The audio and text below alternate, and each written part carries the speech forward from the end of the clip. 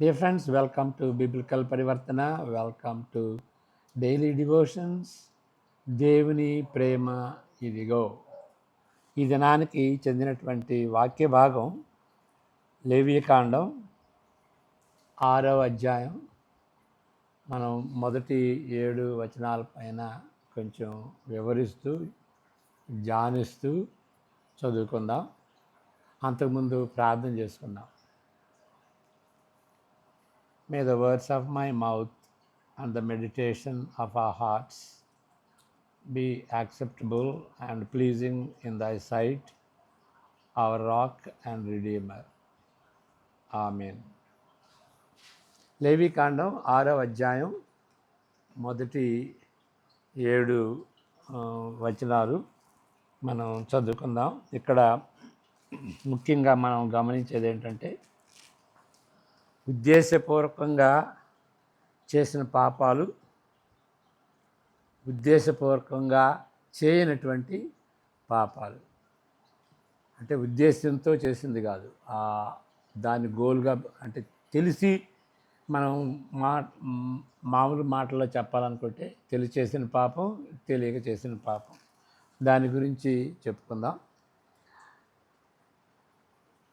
లేవి 1 నుండి 7 వరకు. మరియు యెహోవా మోషేకు ఇలాగ సెలవిచ్చెను, ఒకడు యెహోవాకు విరోధముగా ద్రోహం చేసి పాపి అయిన ఎడల, అనగా తనకు అప్పగింపబడిన దాని గూర్చియే గాని, తాకట్టు ఉంచిన దాని గూర్చియే గాని, దోచుకొనిన దాని గూర్చియే గాని, తన పొరుగువానితో బొంకిన ఎడల నేమి, తన పొరుగువాని బలత్కరించిన ఎడల నేమి, పోయినది తనకు దొరికినప్పుడు దాని గూర్చి బొంకిన ఎడల నేమి, మనుషులు వేటిని చేసి పాపులగుదురో వాటన్నిటిలో దేని విషయమైనను అబద్ధ ప్రమాణము చేసిన ఎడలనేమి, అతడు పాపము చేసి అపరాధి యగును గనుక అతడు తాను దోచుకొనిన సొమ్మును గూర్చి గాని, బలత్కారము చేతను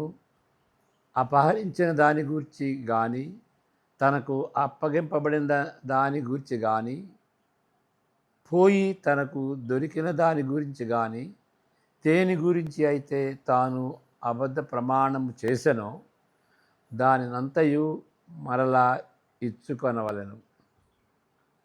ఆ మూలధనమునిచ్చుకొని దానిలో 5వ వంతును తాను అపరాధ పరిహారార్థ బలి అర్పించు దినమున సొత్తుదారునికి ఇచ్చుకొనవలెను. అతడు యెహోవాకు తన అపరాధ విషయంలో నీవు ఏర్పరచు వెలకు మందలో నుండి నిర్దోషమైన పొట్టేలును యాజకుని యొద్దకు తీసుకొని రావలెను. ఆ యాజకుడు యెహోవా సన్నిధిని అతని నిమిత్తము ప్రాయశ్చిత్తము చేయగా, అతడు అపరాధి అగునట్లు తాను చేసిన వాటన్నిటిలో ప్రతిదాని విషయమై అతనికి క్షమాపణ కలుగును. ఇక్కడ దీనికి ఇంట్రొడక్షన్ లాగా కొంచెం చెబుతాను, తర్వాత వ్యాఖ్యానం చదువుతాను. ఇక్కడ తెలిసి చేసిన పాపం, తెలియక చేసిన పాపం అని సామాన్యంగా మనం అంటాం కదా. హెబ్రీ భాషలో ఈ తెలిసిన పాపం, తెలిసి చేసిన పాపం, దానికి వేరే పేరుంది. అదేంటంటే రక్తహస్తముతో చేసిన పాపం అని తెలుగులో తర్జుమా చేశారు. ఇంగ్లీష్లో ఏంటంటే సిన్ ఆఫ్ హై హ్యాండ్. మనం సామాన్యంగా మన భాషలో మాట్లాడితే తెలియక చేసిన పాపం, తెలిసి చేసిన పాపం, మరి 3వ కేటగిరీలో అది పెడతాం. ఏది? రక్తంతో చేసిన పాపం అనే దాన్ని 3వ కేటగిరీలో పెడతాం. కానీ హెబ్రీ భాషలో మాత్రం ఈ 2వ కేటగిరీయే ఇది. ఇది ఒకటే హెబ్రీ భాషలో. అది మనం గుర్తుంచుకోవాలి. ఇప్పుడు కార్సన్ గారు చెప్పినటువంటి ఆ వ్యాఖ్యానం చదువుకుని మీకు ఏదన్నా కానీ ప్రశ్నలు ఉంటే దీని గురించినటువంటి వివరణలు ఉంటే అడగండి. ఒక వ్యక్తి అడిగాడు ఓల్డ్ టెస్టిమెంట్ ఎందుకు అని, దాని గురించి చెప్తాం. అంటే ఆ సందర్భంలో ఓల్డ్ టెస్టిమెంట్ ఎందుకు వాడారు అని. నిర్గమకాండం లేవికాండం వాడితే మరి అది ఓల్డ్ టెస్టిమెంటే కదా. అతను వేసినటువంటి ప్రశ్న తర్వాత చెప్తాను. ఇక్కడ లేవికాండం అంటాం, లేవి అని అంటాం ఇంగ్లీష్లో. అంటే లేవీలకి సంబంధించినటువంటి అక్కడ ఆచారాలు, దేవాలయంలో ప్రత్యక్ష గుడారంలో, తర్వాత దేవాలయంలో ఏం చేయాలి అనేటువంటి అనే వారి బాధ్యత కలిగినటువంటి వాళ్ళు లేవీయులు. మరి బైబిల్ చదివితే తెలుస్తుంది. దేవుడు పస్కా పండుగ అంటే మరణ దూత దాటినప్పుడు అప్పుడు ప్రథమ సంతానాన్ని దేవుడు రక్షించాడు కదా. ఇశ్రాయేలీల ప్రథమ సంతానాన్ని, వాళ్ళకి బదులుగా ఆ ప్రథమ సంతానం నాది అంటాడు. వారికి బదులుగా ఒక గోత్రాన్ని ఎన్నుకుంటాను, వాళ్ళు లేవీయులు. ఆ గ్రంథానికి వాళ్ళ పరిచర్యకి చెందినది లేవియకాండం. లేవియకాండం 6వ అధ్యాయంలోని ఆరంభములో మోషే ద్వారా యెహోవా నిర్దేశించిన విషయం అనగా, ఇప్పుడు దాన్ని రెండు చుక్కలను ఏమంటారంటే కోలన్ అంటారు. కోలన్ పెట్టినప్పుడు అంటే దానికి అనగా అనేటువంటి అర్థం. నిబంధన సమాజంలోని వ్యక్తికి అప్పగించిన దానిని గూర్చి తన పొరుగువానితో అబద్ధము చెప్పినప్పుడు, మోసంతో ఒట్టు పెట్టినప్పుడు, తనకు దొరికిన దానిని తన దగ్గర ఉంచుకొనవలెనని అబద్ధము చెప్పినప్పుడు, అబద్ధమాడుట లేక అనేక శ్రేణులకు చెందినటువంటి రేంజ్ ఆఫ్ పాపాలు, అనేక రకాలైనటువంటి పాపాలు, అనేక అంతస్తులో ఉన్నటువంటి పాపాలు, వాటికి ప్రాయశ్చిత్తం ఏవి చేయాలి? ఈ గ్రంథంలో వెలువడుతున్న నీతి న్యాయ కూర్పుకు, ఈ లేవికాండంలో నీతి న్యాయాలను బట్టి తీర్పు జరగాలి. వాటిని అర్థం చేసుకోవాలి అని అంటే ఈ వచనాలని మనం అర్థం చేసుకోవాలి. ఈ వచనాలు ఏ విధంగా లేవికాండానికి దోహదపడుతుందో అది తెలుసుకోవాలి అని అంటే ఈ రెండు విషయాలు మనం గమనించాలి. ఈ రెండు విషయాలు గమనించుకుంటే దాన్ని బట్టి మనం ఈ 7 వచనాలని అర్థం చేసుకుంటాం. ఈ 7 వచనాలను అర్థం చేసుకుంటే అప్పుడు లేవికాండాన్ని కూడా మనం అర్థం చేసుకోగలుగుతాం. మొదటిది ఏంటి?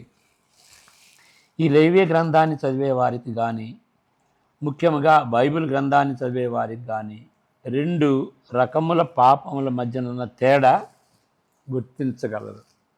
అవేంటి? ఉద్దేశపూర్వకంగా చేయని పాపములకు, ఉద్దేశపూర్వకంగా చేసిన పాపములకు, అంటే intentional since and unintentional since అని అంటారు. లేవీలో చెప్పబడిన విషయములు, ఇప్పుడు లేవి 4లో చెప్పబడిన విషయాలన్నీ కూడాను ఈ ఇంటెన్షనల్ సిన్స్కి, అంటే ఉద్దేశపూర్వకంగా చేసినటువంటి దానికి చెందినవి. కొందరు వ్యాఖ్యాతలు, ఇంటర్ప్రెటర్స్ ఏమంటారు అని అంటే, ఉద్దేశపూర్వకంగా చేసిన పాపములకు ప్రాయశ్చిత్త బలులేమీ లేవు పాత నిబంధనలో.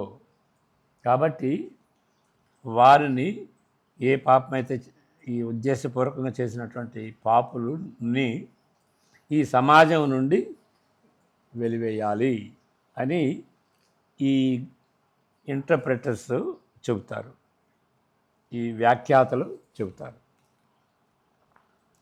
ఇక్కడ సమస్య ఉన్నది. ఏంటి?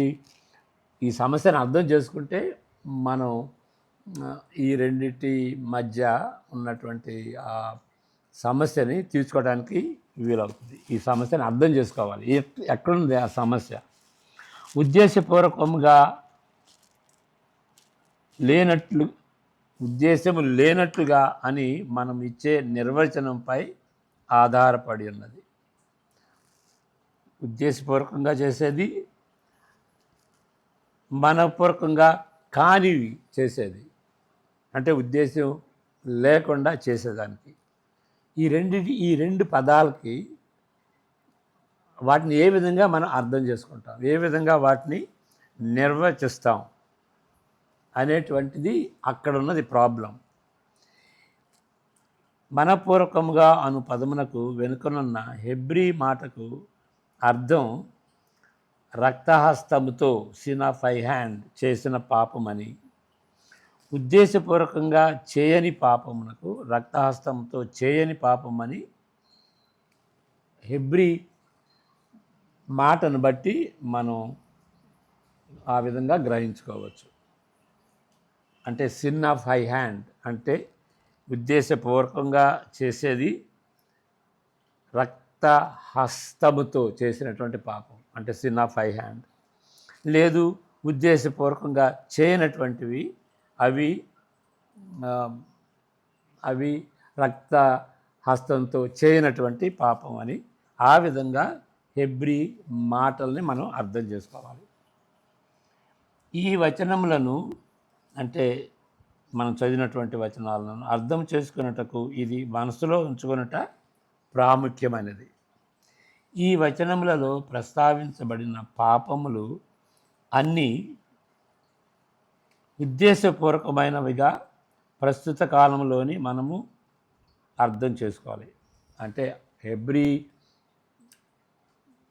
పాత నిబంధన హెబ్రీ భాషలో రాసినటువంటి ఆ కాలానికి కాదు, మనం ఏ విధంగా అర్థం చేసుకుంటామంటే ఉద్దేశపూర్వకంగా చేసినటువంటి పాపం అని వీటిని అర్థం చేసుకోవాలి. ఈ మొదటి 7 వచనాల్లో మనం చదువుకున్నటువంటి వాటిని. అబద్ధం చెప్పుట కానీ, మోసం చేయుట కానీ, అబద్ధ ప్రమాణం చేయుట కానీ అనుకోనకుండా చేసేవి కావు. అబద్ధం అనుకోకుండా ఎట్లా చేస్తాం? మోసం అనుకోకుండా ఎట్లా చేస్తాం? ఇవన్నీ కూడాను ఉద్దేశపూర్వకంగా చేసేటువంటి పాపాలు. వీటి పరిష్కారమునకు దేవుడు ఇచ్చిన వాటిని కొన్ని, వీటి పరిష్కారం ఎట్లాగూ అనంటే నిర్గమకాండం 22లో చెప్పబడింది ఏంటి అని. దానికి పరిష్కారం ఏంటి అనంటే ఈ ఏదైతే మోసం చేశారో దానితో సహా రెస్టిట్యూషన్ కట్టాలి. అంటే దానికి ప్రతిగా నియమించబడినటువంటి వాటిని తిరిగి ఇవ్వాలి.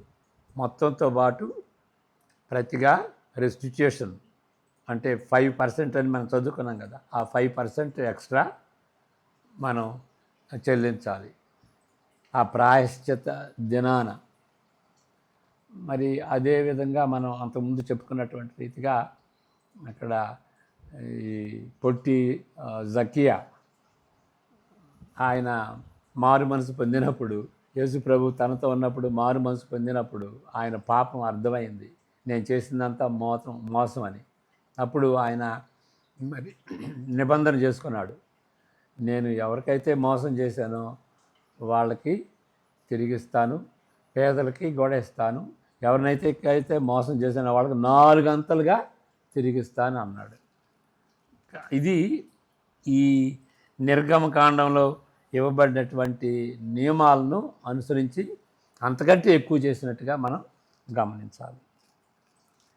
అది చేసినప్పుడు పశ్చాత్తాపంతో కూడిన బలులు కూడా అర్పించాలి. ఇక్కడ బలులేం అర్పించలేదు జకియా, కానీ పశ్చాత్తాపడ్డాడు. పశ్చాత్తాపడి అతను చెల్లించాల్సినటువంటి ఆ యొక్క ప్రతిగా చెల్లించవలసినటువంటి విలువని చెల్లించాడు. అలాంటిది అక్కడ నిర్గమకాండంలో ఉన్నది. ఇప్పుడు 5:3లో చెప్పబడినట్లు ఇక్కడ చదువుకుందాం. లేవీకాండం 5:3.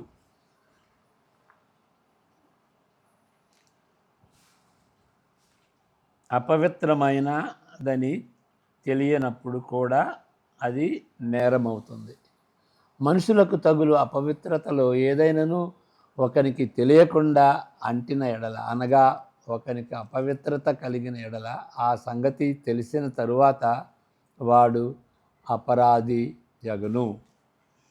ఇక్కడ అపవిత్రమైన దాన్ని చేశాడు, కానీ అపవిత్రత చేస్తున్నట్టుగా ఆయనకి తెలియదు. తెలియకపోయినా కానీ అది నేరం. గిల్ట్ అంటారు ఇంగ్లీష్లో. పాపానికి ఆయన పనిష్మెంట్, జరిమానా దానికి తగితే దానికి బాధ్యుడు కాబట్టి అది నేరస్తుడు అని అంటాం. సో పాపం ఒకటి, పాపానికి నేరం, పాపానికి బాధ్యత కలిగినప్పుడు దాన్ని నేరం అంటాం. Sin and guilt. గిల్ట్ అంటే గిల్టీ ఫీలింగ్ కాదు. పాపం చేసినప్పుడు కొంతమందికి గిల్టీ ఫీలింగ్ ఉండదు. గిల్టీ ఫీలింగ్ ఉండినా లేకపోయినా కానీ న్యాయబద్ధ ప్రకారం, చట్టం ప్రకారం వాడు నేరస్తుడు, వాడు గిల్టీ ఫీలింగ్ ఉండినా కానీ వాడు గిల్టీ అని మనం గ్రహించాలి. నేరం అంటే అర్థం అది అన్నమాట. అపవిత్రమైన దాన్ని తెలియనప్పుడు కూడా అది నేరం అవుతుంది. ఎందువలనగా చేయరాని కార్యము చేశాడు కాబట్టి. అది నేరమని వ్యక్తిగతంగా ఆ విషయము తెలియనప్పటికీ అది నేరమే అవుతుంది. మనకు తెలియదు అది నేరం అని, కానీ చేయరాంది చేశాడు, ఉల్లంఘించాడు. ఆయనకు తెలిసినా తెలియకపోయినా కాబట్టి ఆయన బాధ్యుడు, ఆయన నేరస్తుడు. అనుకోనకుండా జరిగే మరికొన్ని నేరాలు కూడా ఉంటాయి. తెలియక చేసిన కార్యాలను బట్టి పోగు చేసుకున్న నేరం కాదు. అంటే తెలియక చేసిన కార్యాలను బట్టి చేసుకున్న నేరం కాదు, తెలిసి చేసిన కార్యాలను బట్టే. కానీ ఇవి రక్తహస్తముతో చేసిన కార్యములు మాత్రము కావు. ఇక్కడ గ్రహించాలి. సిన్ ఆఫ్ హై హ్యాండ్ అని అన్నాం కదా, రక్తహస్తంతో చేసినటువంటివి అవి కాదు. అవి కాకపోయినా కానీ, వాడికి తెలిసినా తెలియకపోయినా కానీ వాడు నేరస్తుడు. అంటే సిన్ ఆఫ్ హై హ్యాండ్ కాకపోయినప్పటికీ వీడు నేరస్తుడు అని మనం గ్రహించాలి. రక్తహస్తంతో చేసిన కార్యములు మాత్రం కావు, కానీ వాడు నేరస్తుడు. తెలిసి చేసినా తెలియక చేసినా వాడు నేరస్తుడు. కానీ వాటికి ఒక పరిహారం ఉంటుంది, ఒక బలి ఉంటుంది. దాన్ని బట్టి వాడు క్షమింపబడతాడు. కానీ ఈ రక్తహస్తంతో చేసినప్పుడు ఇక బలి ఉండదు, క్షమాపణ ఉండదు.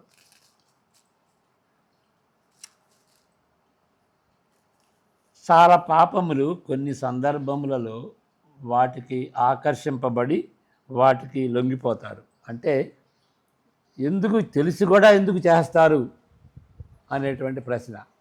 ఇది సిన్ ఆఫ్ హై హ్యాండ్ కాదు. రక్తహస్తంతో చేసినటువంటి పాపం కాదు, కానీ తెలిసి చేస్తారు. ఎందుకు తెలిసి చేస్తారు అనేటువంటిది మనం 3 కేటగిరీస్లో చూడవచ్చు. అదేంటి అని అంటే, తెలిసి చేసిన కార్యములను బట్టే రక్తహస్తంతో చాలా పాపములు కొన్ని సందర్భములలో వాటికి ఆకర్షింపబడి వాటికి లొంగిపోతారు.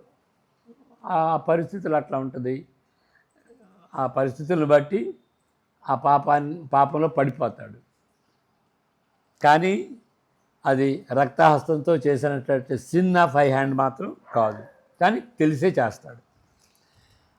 వేరే సందర్భం, కోపము పెంచుకున్న దాన్ని బట్టి పగ తీర్చుకుంటారు. ఇక కోపడతాడు, మరి దాన్ని బట్టి మెడిటేట్ చేసుకుంటాడు, తర్వాత పగ తీర్చుకుంటాడు, ఏదో రీతిగా పగ తీర్చుకుంటాడు. అది కూడాను సిన్ ఆఫ్ హై హ్యాండ్ కాదు, కానీ తెలిసి చేసేది. మూడవ సందర్భం, సత్యము చెప్పేదానికంటే అబద్ధము చెప్పుట సులువైన మార్గంగా ఎంచి అబద్ధం చెప్పవచ్చు. వైట్ లైస్ అంటారు కదా, అరే ఇది నిజం చెప్తే ప్రాబ్లం అవుతుంది అని భయపడి అబద్ధం చెప్తారు.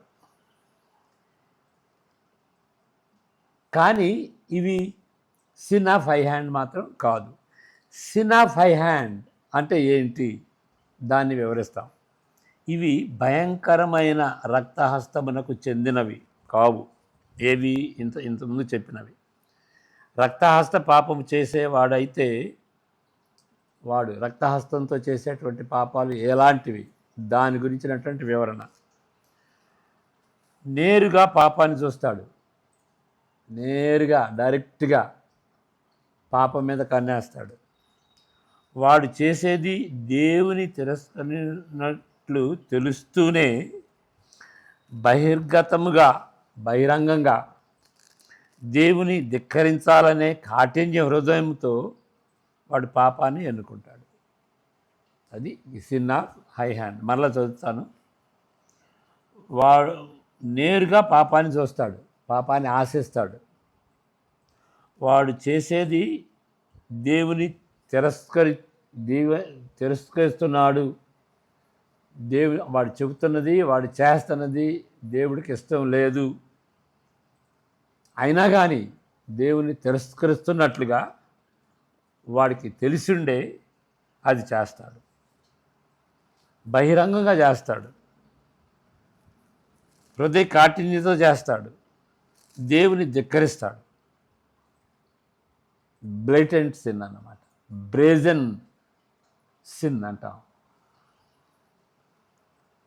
వాడు పాపాన్ని ఆ విధంగా ఎన్నుకుంటాడు. బాగా తెలిసి దేవునికి అయిష్టమైంది అని తెలిసి దేవుని ధిక్కరిస్తూ హృదయాన్ని కాఠిన్యపరుచుకుంటూ ఆ విధంగా చేసేటువంటి పాపం అది సిన్ ఆఫ్ హై హ్యాండ్.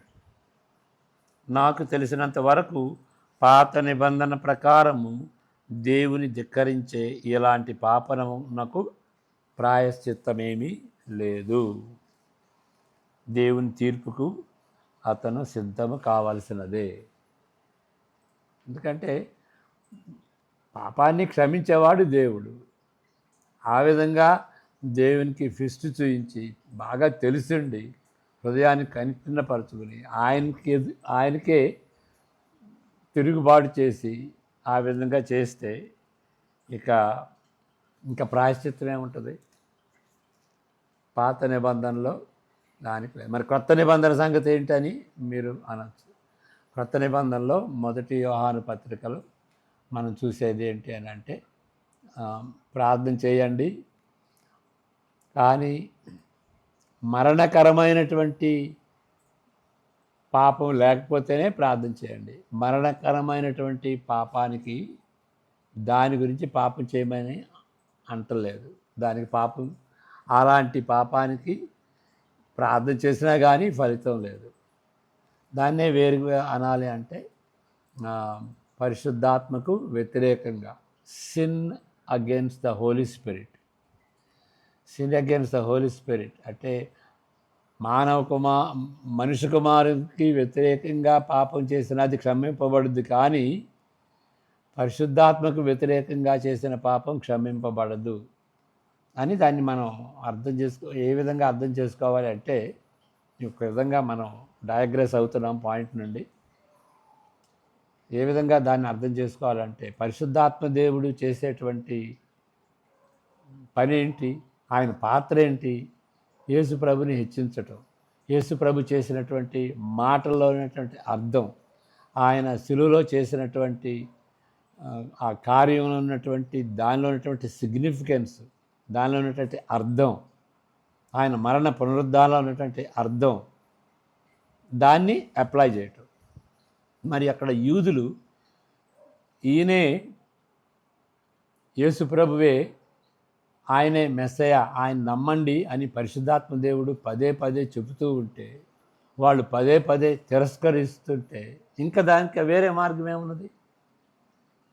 యేసు ప్రభుని గురించి నమ్మకపోతే పాపం, ఆయన మరణ పునరుద్ధానాన్ని బట్టి నీతిమంతుడిగా తీస్తాడు ప్రజల్ని అని ఒప్పింపజేసేది పరిశుద్ధాత్మ దేవుడు. మరి యేసు ప్రభు చనిపోయినప్పుడు సైతాను ప్రభావం దాని తల చిత కొట్టాడు అని దానికి తీర్పు జరిగింది, సైతానికి తీర్పు జరిగింది అని ఒప్పింపజేసేది పరిశుద్ధాత్మ దేవుడు. కాబట్టి పాపాన్ని బట్టి, నీతిని బట్టి, తీర్పును బట్టి ఒప్పింపజేసేటువంటి పరిశుద్ధాత్మని ధిక్కరిస్తే ఇంకా ఏంటి మార్గం? ఇక మార్గం ఏమీ లేదు. కాబట్టి it is called sin of high hand అని పాత నిబంధనలు అంటాం. మరణకరమైనటువంటి పాపం. అవన్నీ కూడాను యేసు ప్రభుకి సంబంధించినవి. అంటే యేసు ప్రభుని ధిక్కరించేదానికంటే పరిశుద్ధాత్మని ధిక్కరిస్తే అది హయ్యర్ లెవెల్ అని అంటున్న తప్పు. ఎందువల్లంటే పరిశుద్ధాత్మ యొక్క పాత్ర ఏంటి అంటే యేసు ప్రభు కృపా కార్యాన్ని, దాని సిగ్నిఫికెన్స్ని అర్థం చేసుకునేటట్టు చేసి ఒప్పింపజేసేది పరిశుద్ధాత్మ. కాబట్టి ఆ రెండింటిని మనం సపరేట్ చేయకూడదు. యేసు ప్రభు కంటే పరిశుద్ధాత్మ ఎక్కువ అని అలాంటిది కాదు. పరిశుద్ధాత్మని పంపించినటువంటి వాడు యేసు ప్రభు. ఎవరైతే పంపిస్తారో వాళ్ళు ఎక్కువ అంటే ఫంక్షనల్గా, పాత్ర విషయంలో, పని విషయంలో ఎక్కువ. తండ్రి కుమారుని పంపించాడు కాబట్టి కుమారుడు ఏమంటాడంటే తండ్రి నాకంటే గొప్పవాడు. అదేవిధంగా పరిశుద్ధాత్మ కంటే యేసు ప్రభు గొప్పవాడు పని విషయంలో. తండ్రి దేవుడే, కుమారుడు దేవుడే, పరిశుద్ధాత్మ కూడా దేవుడే. కానీ వాళ్ళ రక్షణ ప్రణాళికలో వాళ్ళ యొక్క పాత్ర ఈ విధంగా ఉన్నది. ఆ విధంగా మనం గ్రహించుకోవాలి. రెండో విషయం, ఇక్కడ 2 విషయాలు గమనించుకోవాలని చెప్పాను కదా. ఈ వాక్య భాగం లేవియకాండం 6వ అధ్యాయం మొదటి 7 వచనాల్లో ఉన్నటువంటి విషయాన్ని మనం 2 విషయాలని అన్నాం. ఒకటేంటంటే ఇక్కడ ఉద్దేశపూర్వకంగా చేసింది, ఉద్దేశపూర్వకంగా చేయండి, మనపూర్వకంగా చేయనిది. తర్వాత సిన్ ఆఫ్ హై హ్యాండ్, రక్తహస్తంతో చేసేటువంటిది. ఓకే, ఆ 3. ఇప్పుడు రెండో విషయం ఏంటి అని అంటే పాపం అనేది మనుషుల ఎడల పాపం చేసినప్పటికీ ఫైనల్గా ప్రప్రదంగా అది దేవునికి వ్యతిరేకంగా చేసినటువంటి పాపం అని గ్రహించాలి. చదువుతాను ఇక్కడ. ఈ వాక్య భాగంలో పేర్కొనబడిన పాపములు ఇతర మానవులకు వ్యతిరేకముగానున్న పాపములన్నీ ప్రప్రథముగా దేవునికి వ్యతిరేకముగా చేసినవి. ఇక్కడ 6వ అధ్యాయం 2వ వచనంలో మనం చదివినటువంటి రీతిగా, అనగా యెహోవాకు విరోధముగా ద్రోహము చేసిన పాపి అయిన ఎడల, ద్రోహము చేసి పాపి అయిన ఎడల తన పొరుగువానితో బొంకిననేమి, తన పొరుగువాని బలత్కరించిననేమి, అంటే అది యెహోవాకు విరోధముగా ద్రోహం చేయటం. అపహారార్థ బలి యాజకుని యొద్దకు తేవలను, నష్టపడిన వానికి నిందితుడిగా ప్రతిగా పరిహారము చెల్లించుటేగాక ప్రభువు క్షమాపణను కోరుకొనవలెను. అది ఎవరైనా సరే తోటి సహోదరులకు నష్టం చేస్తే, ప్రజలకు నష్టం చేస్తే వాళ్ళకి సారీ చెప్పాలి. కానీ అంతటితో ముసింది కాదు. ఎందుకంటే దేవుడిచ్చినటువంటి ఆజ్ఞలు, నీ వలె నీ సహోదరుని ప్రేమించు, నీ తల్లిని నీ తండ్రిని సన్మానించు, అబద్ధం ఆడకూడదు, దొంగిలించకూడదు, కూని చేయకూడదు, వ్యభిచరించకూడదు, నీ పొరుగువాని దేనిని చూసి ఆశించకూడదు. అవన్నీ కూడాను మనుషులకి వ్యతిరేకంగా చేసేటువంటి పాపాలు. కానీ ఎవరిచ్చారు ఆజ్ఞలు? దేవుడిచ్చాడు. కాబట్టి దేవుని ధిక్కరిస్తున్నాం. దేవుని స్వరూపంలో చేసినటువంటి మానవునికి వ్యతిరేకంగా చేయొద్దని దేవుడు చెప్పాడు. కాబట్టి ఏ పాపం మానవుని వ్యతిరేకంగా ఏ పాపం చేసినప్పటికీ అది ప్రప్రదంగా దేవునికి వ్యతిరేకంగా చేసినటువంటి పాపం. క్షమిస్తాను అంటాం. క్షమించేటువంటి ఓకే, ఒక వ్యక్తి క్షమించిన దాన్ని బట్టి క్షమింపబడతాడా? మరి దేవుని సంగతి ఏంటి? కాబట్టి దేవునికి వ్యతిరేకంగా పాపం ఉన్నది కాబట్టి తప్పకుండా దేవుని క్షమాపణ కోరాలి.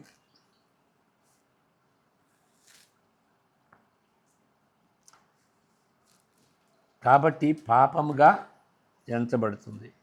తప్పిదములోనున్న దేవుని తిరస్కరించినది కాబట్టి అది పాపముగా ఎంచబడింది. పాపాన్ని అసహ్యకరంగా చేస్తుంది. ఇతరుల ఎడల చేసినటువంటి తప్పిదం అంటాం, కానీ దేవునికి వ్యతిరేకంగా చేసేటువంటి అది పాపం. దేవుడు లేకపోతే పాపం అనేది లేదు. అప్పుడు తప్పిదాలే అవుతాయి, మిస్టేక్స్ అంటాం. మనుషుల ఎడల చేసేటువంటిది పాపం అని అన్నాం, మిస్టేక్స్ అంటాం. కానీ అది పాపంగా ఎంచబడుద్ది. ఎందుకంటే అది దేవుని తిరస్కరిస్తుంది కాబట్టి. మానవులకు వ్యతిరేకంగా చేసేటువంటి దోషాలు దేవునికి వ్యతిరేకంగా ఉన్నాయి కాబట్టి వాటిని పాపం అంటాం. పాపాన్ని అసహ్యకరంగా చేసేది ఏంటి అని అంటే దేవుని తిరస్కరించడం. యేసుప్రభు ఇంట్లో ఉన్నప్పుడు చాలామంది వచ్చారు. మార్కు సువార్త 2వ అధ్యాయంలో ఉంటుంది. పక్షవాయువు కలిగినటువంటి వారిని 4 స్నేహితులు తీసుకొస్తారు. అది లోపల క్రౌడెడ్గా ఉంది కాబట్టి వాళ్ళు మేడ మీదకి వెళ్ళి యేసుప్రభువు ఉన్న చోటుని గుర్తించి అక్కడ ఉన్నటువంటి పెంకులు అవి తీసేసి ఆ పక్షవాయువు కలిగినటువంటి వాడిని యేసుప్రభు దగ్గరికి దించారు. అది మనకు తెలిసినటువంటి విషయం. యేసుప్రభు ఆయన చూసి ఏమన్నాడు? నీ పాపములు క్షమింపబడిన గాక అన్నారు. అది ఏంటి? ఆయన వేరే వాళ్ళకి చేసినప్పటికీ దేవునికి వ్యతిరేకంగా ఆయన చేసినటువంటి పాపం. మరి యేసుప్రభు ఎందుకు నీ పాపములు క్షమింపబడిన గాక అన్నాడు అంటే వాళ్ళు సణుక్కున్నారు. ఏంటి, దేవునికే కదా అలాంటి అధికారం ఉంది, పాపాన్ని క్షమించేటువంటి అధికారం. అప్పుడు యేసుప్రభు ఏమన్నాడంటే, లోపలేం జరిగిందో, పాపం క్షమింపబడిందో లేదో మీకు తెలియదు, మీకు తెలిసేటట్టుగా చెబుతాను. నేను చెప్పేటటువంటి మాటలు ఎంత ప్రభావం ఉన్నదో మీకు తెలిసేటట్టుగా చెబుతాను అని ఆయన్ని స్వస్థపరిచాడు. అందరూ చూసి ఆశ్చర్యపడ్డారు. ఇప్పుడు విషయం ఏంటంటే, యేసుప్రభు దేవుడు కాబట్టి ఆయనకి వ్యతిరేకంగా పాపం జరిగింది కాబట్టి ఆయన క్షమించాడు ఆయన్ని. ఆ పక్షవాయువు కలిగినటువంటి వాడిని ఆయన క్షమించటానికి ఆయనకి అధికారం ఉన్నది. అది మనం గ్రహించాలి. కాబట్టి all sin is sin against God. ఇంకొక ఉదాహరణ తీసుకుంటే, బత్షెబాతో పాపం చేసినటువంటి దావీదు మహారాజు. మరి బత్షెబాకి సారీ చెప్పొచ్చు కదా. మరి ఆవిడ భర్త మరి ఆయన చంపేశాడు కాబట్టి సారీ చెప్పడానికి ఉరియా లేడు. మరి అయినప్పటికీ ఆయన ఏమన్నాడు? కీర్తనలో 51:5 against the only have I sinned. అంటే అగెన్స్ట్ ది ఓన్లీ, ప్రభువా నీకు వ్యతిరేకంగా చేశానయ్యా. నేను దొంగిలించాను, వేరే ఒకళ్ళ భార్యను చూసి ఆశించి దొంగిలించాను, వాడిని కూని చేశాను, వ్యభిచారం చేశాను, ఒక్క దానిలో 3 పాపాలు చేశాను ప్రభువా. ఇలాంటి పాపానికి ఇంకా పాప పరిహారం ఏమీ లేదు. తెలిసిండి చేశాను ప్రభువా అని పాపాన్ని తెలిసిండి చేసినటువంటి పాపం మరి ఆయన ఒప్పుకున్నాడు కాబట్టి క్షమింపబడ్డాడు. తర్వాత కీర్తనలు 32 1-2లో ఉంటుంది. అప్పటి నుండి ఆయన జీవితం మారిపోయింది. అంతకుముందు పాపం అనేది థియరీ అయిపోయింది. అది అయిన తర్వాత blessed is the man whose sin is forgiven అంటాడు. కాబట్టి ఆ విధంగా పాపం తెలిసి చేసిన పాపం కానీ తెలియక చేసిన పాపం కానీ మనం ఒప్పుకుంటే దేవుడు క్షమిస్తాడు. దేన్ని బట్టి? పాప పరిహారార్థ బలిగా యేసుక్రీస్తు సిలువలో మరణించిన దాన్ని బట్టి. పాపాన్ని ఒప్పుకున్నంత మాత్రాన క్షమాపణ ఉండదు. మరి క్షమించమని అడిగితే దేవుడు క్షమిస్తే ఇంకా యేసు ప్రభు ఎందుకు సిలువలో మరణించటం? ఆయన మార్గాన్ని తెరిచాడు. కానీ ఏ విధంగా మనం క్షమాపణ పొందాలి అంటే యేసు ప్రభువుని నమ్మాలి, పాప పశ్చాత్తాపం పడాలి. ఆ విధంగా మనం అనుగ్రహించేటువంటి బెస్ట్ గిఫ్ట్ ఏంటంటే పాప క్షమాపణ. అది మనం పొందినట్టుగా మన పాపాలు క్షమింపబడిన అనేటువంటి రీతిగా మనం పొందటమే కాదు, అది అష్యూరెన్స్ ఉండాలి, నిశ్చయత ఉండాలి. నా పాపాలు దేవుడు క్షమించాడు, నేను ఆయన నమ్మాను, నేను పశ్చాత్తాపడ్డాను, ఇక క్రొత్త మార్గం పట్టాను, ఆయన కుమారుడిని అనేటువంటి నిశ్చయత కలిగి ఉండాలి. అలాంటి వాడు నిజమైనటువంటి క్రైస్తవుడు, అలాంటి వాడు నిజమైనటువంటి విశ్వాసి. వాడు పరలోక మార్గం పట్టాడు, దేవునితో సదాకాలం ఉంటాడు. ఎంత ధన్యత, ఎంత సంతోషం. హాయిగా నిద్రపోవచ్చు. మన మనసాక్షి క్లియర్ అవుతుంది. సైతాన్ ఏం చేయలేడు. దేవుడు సంతోషపడతాడు. ఒక వ్యక్తి పశ్చాత్తాపడి యేసు ప్రభుని నమ్మినటువంటి వ్యక్తి, ఆయన దేవుని యొక్క గ్రంథంలో, జీవ గ్రంథంలో వారి పేర్లు వ్రాయబడతాయి. కాబట్టి దేవుడు కూడా సంతోషిస్తాడు, ఇంకా చక్కగా నిద్రపోవచ్చు అన్నమాట. అలాంటి ధన్యకరమైనటువంటి జీవితం క్రైస్తవ జీవితం. ప్రార్థన చేసుకుందాం. మీ వాక్యాన్ని బట్టి వందనాలు ప్రభువా. 1 యోహాను 1:7లో చెప్పినటువంటి మాటలను మరలా జ్ఞాపకం చేసుకుంటున్నాం. ప్రతి రకమైనటువంటి పాపం, తెలిసి చేసినటువంటి పాపం, తెలియక చేసినటువంటి పాపం, పాపాన్ని ఒప్పుకుంటే మీ దగ్గరకు వచ్చి పశ్చాత్తాపడి యేసు ప్రభుని నమ్మి మీ సన్నిధికి వస్తే మీరు క్షమిస్తానని చెప్పారు. యేసుక్రీస్తు యొక్క రక్తము ప్రతి రకమైనటువంటి పాపం నుండి శుద్ధి చేయనటువంటి ఆ సువార్తను బట్టి వందనాలు చెల్లించుకుంటూ మా జీవితాలను మీ హస్తాలకు అర్పించుకుంటూ ఆ విధంగా మమ్మల్ని ప్రేమించి మన కొరకై మరణించినటువంటి యేసు ప్రభు పేరట ప్రార్థిస్తుంటున్నాం తండ్రి. ఆమెన్. God bless you.